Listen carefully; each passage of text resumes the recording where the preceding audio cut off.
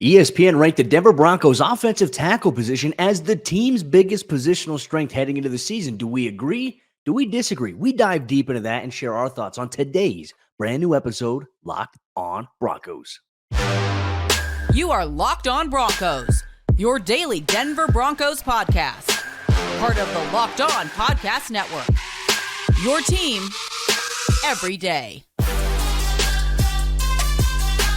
What's happening, Broncos Country? Welcome into a brand new episode of Locked on Broncos, your daily Denver Broncos podcast, part of the Locked on Podcast Network, your team every day. Thank you so much, Broncos Country, for tuning in, making us your first listen of the day every single day, free on YouTube or wherever you get your podcast. Make sure you subscribe or follow so you never miss out on what's going on with everything Denver Broncos related that you're looking for as well. ESPN recently came out and said that the Broncos offensive tackle position is their biggest strength coming into this season. Some interesting thoughts, and we want to hear from you as the show goes on, Broncos Country. So make sure you comment on the YouTube video, you like the YouTube video, or you tweet us on social media as well, at Cody Roark NFL, at Sayre Bedinger, at Locked on Broncos. I'm your host, as always, Cody Roark, Broncos reporter from Mile High Sports, joined alongside by my co-host, Sayre Bedinger, site expert, predominantlyorange.com. I found it very interesting, to be honest with you, Sayre. ESPN, they get a bunch of their analysts together, and I think they split it up on different teams. They don't just have one guy go through and talk about with just one team. They go through and they share their thoughts on almost every single team. And to me, when I saw that ESPN listed, in their opinion, the offensive tackle position as the team's biggest strength this upcoming season, I sat here and I rubbed my chin a little bit, and I was like, based on what, right? And I think we should dive deep into that here. In terms of looking at it, because it was part of a study that they did, right? They looked at biggest strengths, biggest weaknesses, X factors, non-starters to know. And I will break, obviously, all those things down throughout the upcoming episodes here, Locked on Broncos. But offensive tackle is the team's biggest strength. Sayre, do you agree or do you disagree with them? I don't know if I agree with that, Cody, to be honest with you. I think it's definitely a thought. It's an interesting idea. Kind of when you consider, obviously, Garett Bolles coming back from injury, who had previously been, I would say, from 2020 through the end of the 2021 season, probably the team's best offensive lineman, right? So Garett Bolles playing that premium position. And then you go out and you make the big money addition, I almost called him Mike Munchak. My gosh, Mike McGlinchey, Mike Munchglinsky, however you want to say it. Mix those two names together. Let's create a Frankenstein Hall of Fame offensive lineman there. But Mike McGlinchey, obviously getting signed to that big money contract and free agency, it definitely upgrades the position. Then you have Cam Fleming, who may be, Cody, maybe the best swing tackle in the NFL. So I don't know. I mean, I guess I can see where they're coming from. Didn't you say Matt Miller and Jordan Reed, they were part of putting this together for ESPN, right? Or was it just a different, conglomeration? It wasn't them. This was somebody else. Someone with the last name Clay. I don't know if it was Charles Clay or something like that. They only just said Clay. We'll see. Mike Clay, I noticed he ranked the Broncos offensive line in the top 10 of the NFL overall. So, I mean, I suppose Makes not sense. necessarily super surprising coming from him. He must be really high on some of the additions they made. But look, I think for me, Cody, it's just an interesting thought at this point. I don't know if we can definitively say this is the team's biggest strength. I think that's a bit of a stretch until we see them at least on the field, especially with Bolles coming back from injury.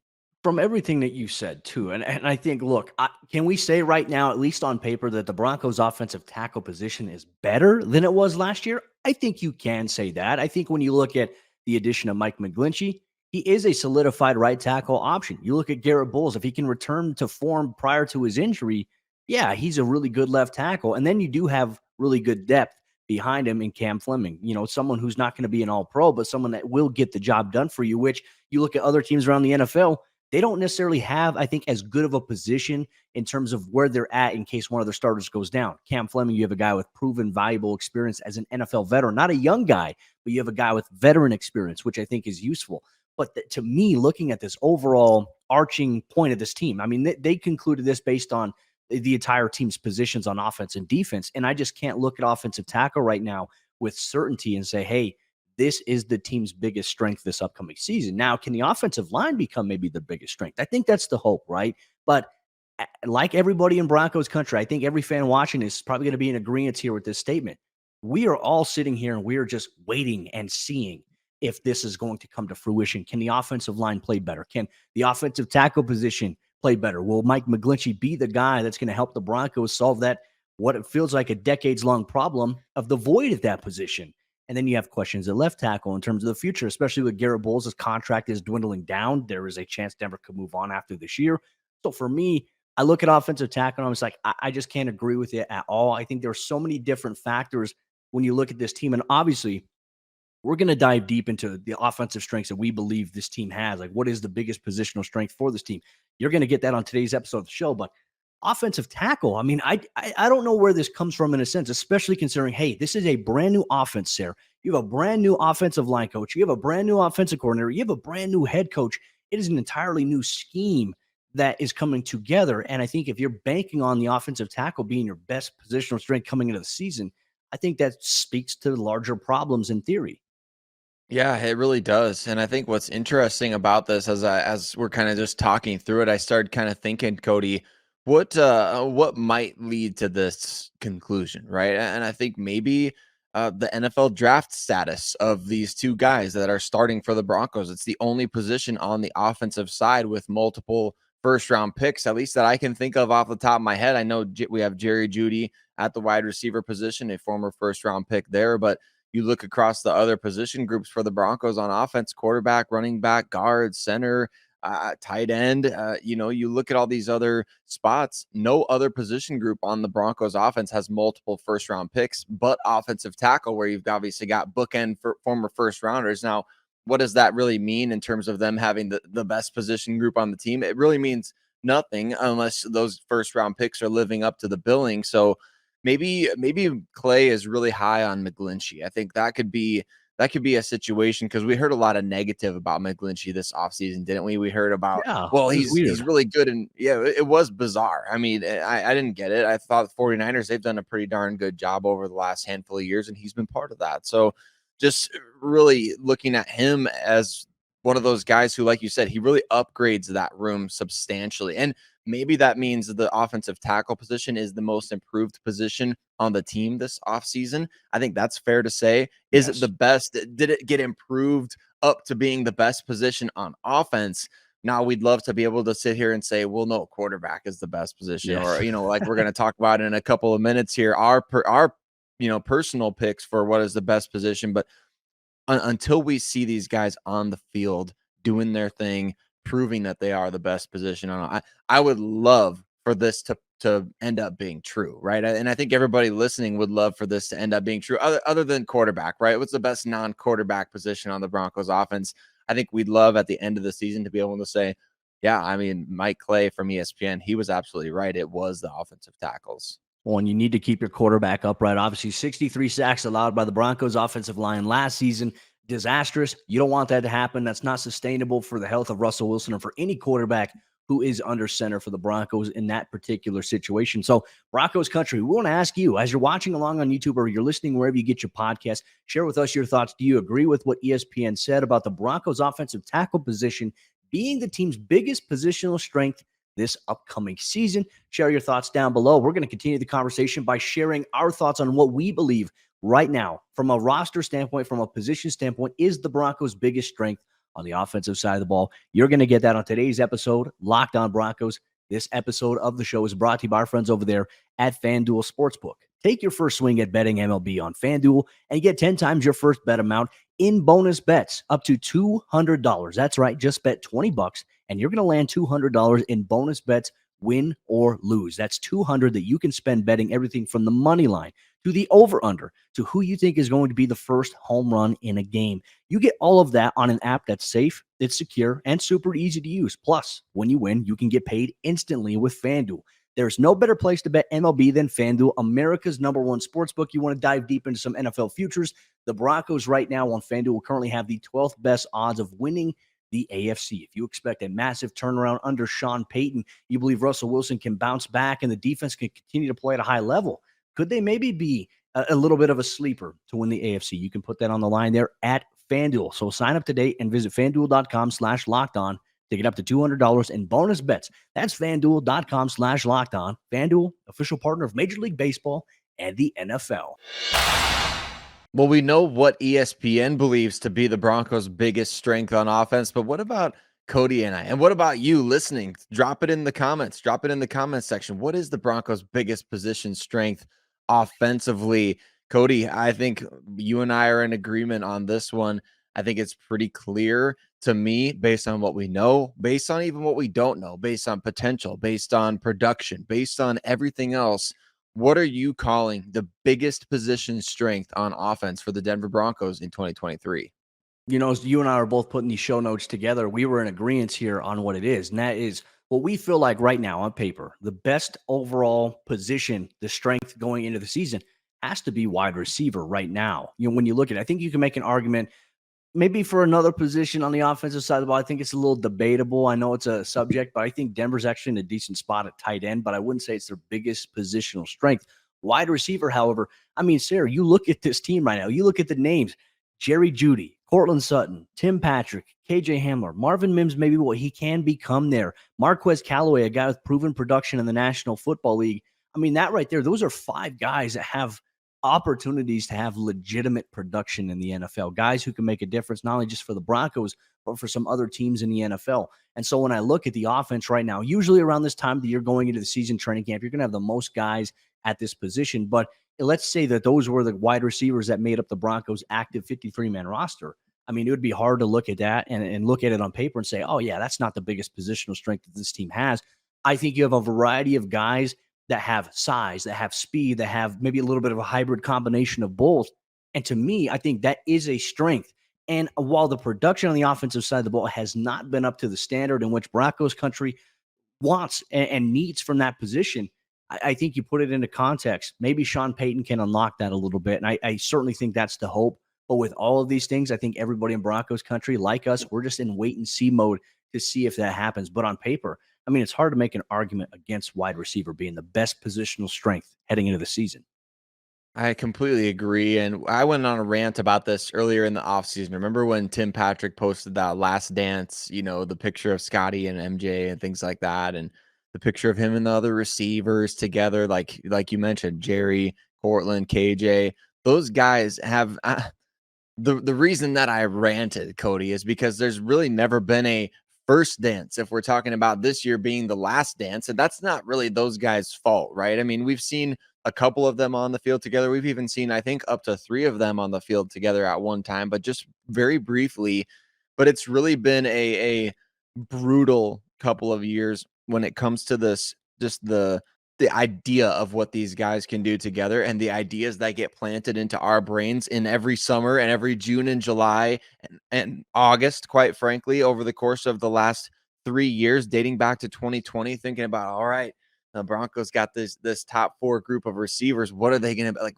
Are they going to have 3 receivers with 1,000 yards? Like, what can they do? And we're getting all these grandeur ideas, which is, not their fault by any means, but at the same time, it's like we've been waiting and waiting and waiting and waiting. We need to see the production from all these. We've seen it all at different times. We've seen Tim Patrick be a beast out there on his own. We've seen Cortland Sutton just absolutely turning what people called him as a great 50-50 receiver into now 60-40 receiver. The advantage is going to Sutton. We've seen Jerry Jeudy dominate for stretches of time. We've seen KJ Hamler blow the top off of defenses and just knock defensive backs silly in the running game as a blocker. We've seen all these different things, but it's all been just like it's like a map, and you've got these different pins all over the map. It's like we got to travel to these far away locations to go to these memories that we have of these guys. That nothing is it's not all congregated in the same area yet. There's never been a moment where I'm like, man, those guys were feeding off each other, or it was you had one game where 2 guys had 100 yards, one guy had 80, one guy had 50, and they were just going off. We've never had that, and that's not necessarily a realistic expectation either. But at the same time, it's been the most frustrating aspect, I would say, for these guys. That this year could be the last dance, but to me, we've never even had the first dance with these wide receivers, and that's what I think it is, the biggest position strength on offense. But at the same time, it's also like the biggest frustration on offense from my vantage point. Alexa, play closing time. We'll see if that happens here this upcoming season. But I think Sayre, you make some great points about that. The frustration, I think, has really been compacted by Broncos country in a sense. Hold on, Alexa's. Oh shoot, I do have an Alexa. It's actually playing. Alexa, turn the TV off. She actually played the song. Yes, that's nuts, She man. did it. Anyways, we had a little interruption here. Locked On Broncos, and I shouldn't have said the A word here on the show. But the frustration, I mean, it's very valid, right? Because not only have Broncos country been exposed to the frustration of not seeing the offense produce, but also I think these injuries have impacted what you could potentially have seen with all of these guys collectively together. I mean, I go back to the year, remember when Cortland Sutton tore his ACL. Remember the Broncos went on the road in New England and played the Patriots there, and Tim Patrick went off for a big game downfield. Albert Okwuegbunam emerged a little bit there. And then he had various games, what was it, at the end of I think the 2020 season against the Raiders, or was the 2021 season, Jerry Jeudy had that 92-yard touchdown. Mm-hmm. KJ Hamler against the Carolina Panthers had 2 touchdowns in one game there. And it's like we've seen those things, as you mentioned, those distant memories, those little pins on the map here. And the question is, why can't we just see it together for 1 year? And I think that if the Broncos stay healthy this year with these guys, I do think we can see something special. And it's hard right now not to get excited about the idea of Sean Payton, right? That, hey, Sean Payton has come in. This is a guy who knows how to build offenses around the players that he has. He knows how to maximize and utilize personnel effectively. We've seen that over his time. Even if the offensive identity is going to be, hey, we want to run the ball, we want to pound the rock first, and then open up the passing game. I mean, you got guys here. If they're all healthy, Sayre, they can kill you by 1,000 paper cuts, death by 1,000 paper cuts, and the different things with their size, the speed, the athleticism. And to me, I think there is so much usage available for this wide receiver group and so much potential. And I think that if the depth plays out how maybe you and I think it will, actually, if there is an injury, I think Denver's got quality guys that can step up and still maintain that level of production expected of whoever's in front of them. I think they can too, Cody. I really do. And maybe that's just it's July, early July, and maybe that's just where I'm sitting right now in terms of, hey, we're still 2 months away from the season and anything is possible. But I really do believe it. And I believe these guys I believe Sean Payton can get the best out of this group. I really think that. I think that we're going to see, just a master chef utilizing the correct ingredients. And Yes, maybe chef. it's like, maybe he should wear that instead of a visor, like a big chef's hat or something, But I think we're going to see that this year, and it might be just like last year. Remember at the beginning of the year, it kind of felt like, okay, 1 week's going to be Court, 1 week's going to be Jerry, and it's going to be kind of rotating through. Maybe it could be like that, where there's maybe one consistent threat in the passing game, perhaps Greg Dulcich, but then every week at wide receiver, it's like, man, this was the Tim Patrick game, this was the Hamler game, and these guys are all working together, but you have different main ingredients, or you have a different like protein as the centerpiece of the meal, and then everything else is kind of filtering in the sides. I could see it being a situation like that, as opposed to just every single week, man, these guys are all going off. That it doesn't need to be that. But we do need to see, I think, at times, like you mentioned, the KJ Hamler game against Carolina. I think of Tim Patrick against Dallas a couple years ago. Think about Cortland Sutton's games against Jacksonville, and his games against the Chargers throughout history. You think about Jerry Jeudy, like you said, against the Raiders, or the 3 TDs against the Chiefs last season. All of these different things, like these are all landmarks that you can have. It's got to be more, instead of like the pins on the map, Cody, it's got to be like, if you've ever been to Disney World, you go to Epcot, the World Showcase, you can walk around to all the different countries. And that's kind of got to be the Broncos wide receiver rotation in 2023, right? It's got to be like, all right, we're starting off in Mexico, and then we're going to, Sweden, we're going to France, we're going to England, we're going to all these places, and we're going in a row. Like, we're going around in this concentric circle where like all these things work together, and it's all just happening one after the other, instead of, all right, we gotta go back in time, to get these guys. No, it's gonna be, I think this year, it's gonna finally come together. Hopefully, we pray these guys can stay healthy. That's ultimately going to lead to success, right? Yeah. You boil it down, and you can project all you want. If these guys can stay healthy, Cody, we're gonna see them pop off week after week, at least one of them, if not multiple. And I think that's the key, really, for anybody in the NFL, but especially for this wide receiver crew. Well, and we saw a little bit of that in the 2013 offense. I mean, Wes Welker 1 week, Eric Decker the next, DT the next week, Julius Thomas next. Oh, no, Sean Moreno, you get touchdowns as well. I mean, the contributions, you need it from everybody. I think, in order to sustain potential success on the offensive side of the ball. Broncos Country, let us know what you think the Broncos' biggest positional strength on the offensive side of the ball is. Drop it in the YouTube comments down below or tweet us on social media. We're going to continue the conversation, but we're going to shift our focus to the defensive side of the ball. When looking at the Broncos' biggest positional strength on defense, what is it? We'll share our thoughts with you on today's episode, Locked On Broncos. Real quick, you've made Locked On Broncos your first listen of the day every single day. For your second listen, make sure you go check out the Locked On NFL podcast, free on YouTube or wherever you get your podcasts, where you get the biggest insights and stories and reaction from the local experts around the Locked On NFL network. You get that on the Locked On NFL podcast. Check it out on YouTube or wherever you get your podcasts. As we talk about the biggest strengths for the Denver Broncos on the defensive side of the ball this upcoming season, reacting a little bit to what ESPN had said a little bit earlier and turning it and putting our own little modification on it. Looking at the Broncos defense, a lot of questions coming into the season about, will the defense remain the same with how they performed last year under Ejiro Evero? How is Vance Joseph's fingerprints going to be on this defense? What's going to change? A lot of questions for Broncos Country. Thank you so much, Broncos Country, for tuning in, making Locked On Broncos your first listen of the day every single day. Sayre, kind of asking this question here. When you look at every position across the board, whether that's cornerback, safety, linebacker, edge rusher, interior defensive line, what is the Broncos' biggest positional strength in your opinion? I like this question a lot because it really makes you think, not because the Broncos don't have strong position groups defensively, but because I think there's a few good candidates to pick here. And what I went with was the cornerback position. And I think you start with Pat Surtain, the second, obviously being probably the best player on this team, one of the best corners in the NFL. I would say the best corner in the NFL. I think maybe you would too, Cody, and a lot of other people, hopefully. He's the best corner in the NFL. And then I think you've got just this really good mixture behind him on the depth chart. Not a ton of question marks, in my opinion. I think you could argue that maybe Damari Mathis, a bit of a question mark, just being the fact that he's going into year 2, hasn't done what he did as a rookie in consecutive years yet, which is fair.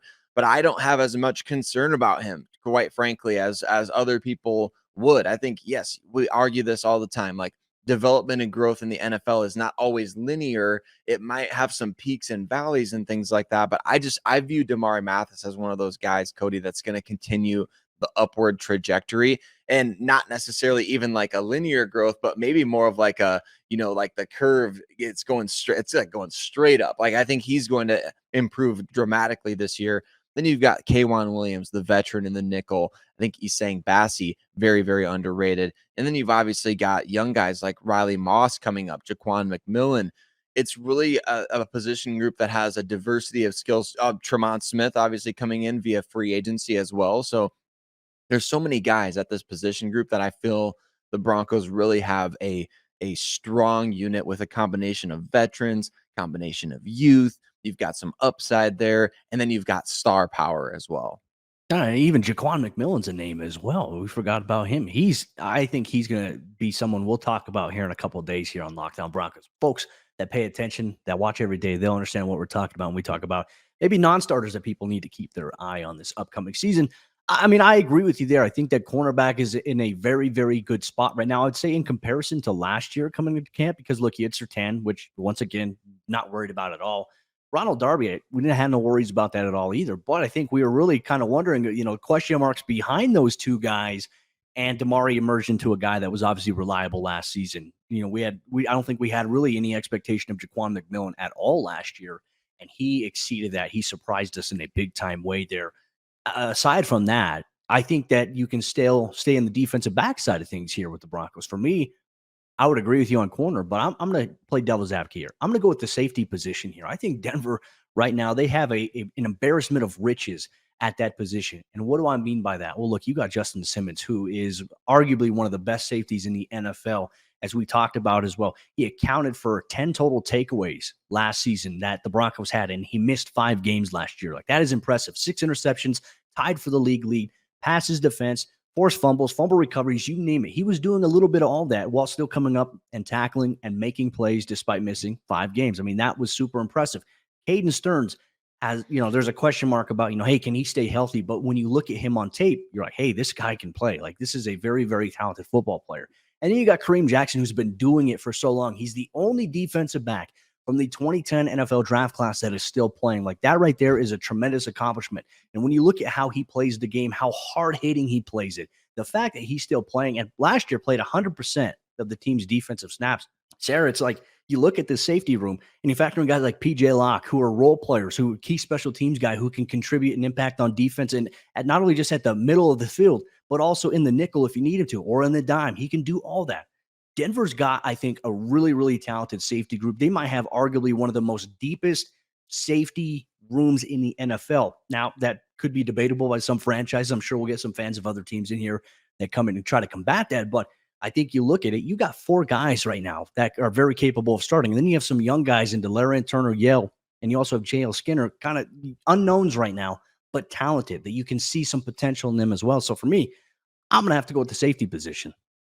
What does this all lead to then, Cody? If you and I combine our heads here, we're talking about one of the best secondaries in the entire NFL, right? I think obviously you could make an argument for a corner, you can make an argument for safety.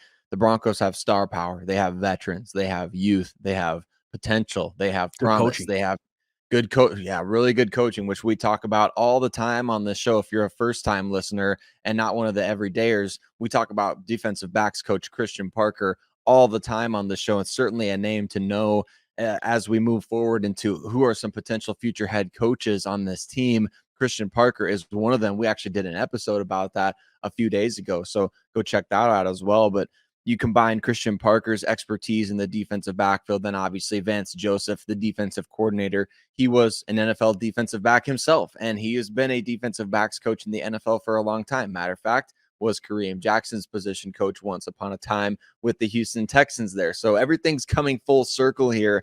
But I love the picks. I love the picks of corner and safety as the strengths on this defense.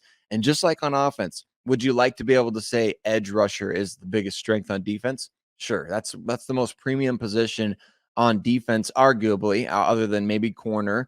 But really, I think you'd love to be able to say either corner or edge are your strongest positions. And yeah, the Broncos aren't there at the edge position yet. You can't say that until we see maybe Randy Gregory have a healthy season, maybe what Frank Clark brings to the table. What are we going to get in terms of progress from Baron Browning, Nick Bonito, Jonathan Cooper this year? We can't quite definitively say that's the biggest strength defensively, but I think for now, having the secondary be those position groups that are looking like the strongest on the team, that's going to give you a huge advantage in today's NFL. No matter who you're playing against, you got smart guys, you got fast guys, you've got physical guys, you've got all sorts of players out there who can do different things for you. And that is going to help you match up in this league right now where we see a lot of defenses moving to that positionless kind of vibe. So I think the Broncos are well equipped to defend against teams, especially in the defensive backfield, all throughout the 2023 season. Broncos Country, let us know down below what you think. If you're watching on YouTube, comment what you believe the Broncos' biggest positional strength is on the defensive side of the ball. Or if you're listening wherever you get your podcast, at Cody Roark NFL, at Sayre Bedinger, at Locked On Broncos on Twitter. We have you covered every single day, every step of the way for all the Broncos news, content, coverage, analysis, and more that you need. And we are officially just 2 weeks out from rookies reporting for training camp on the 19th of July. We'll have you covered with everything you need to know here, Locked On Broncos, to set the table for tomorrow's episode of the show. For all you everydayers out there, ESPN also ranked a position in terms of the Broncos' biggest weakness. We talk about that. We dive deep into that on tomorrow's episode of the show. So make sure you tune in and you check it out as well and engage in the conversation with other members of Broncos Country. You'll get all that and much more on tomorrow's brand new episode of Locked On Broncos.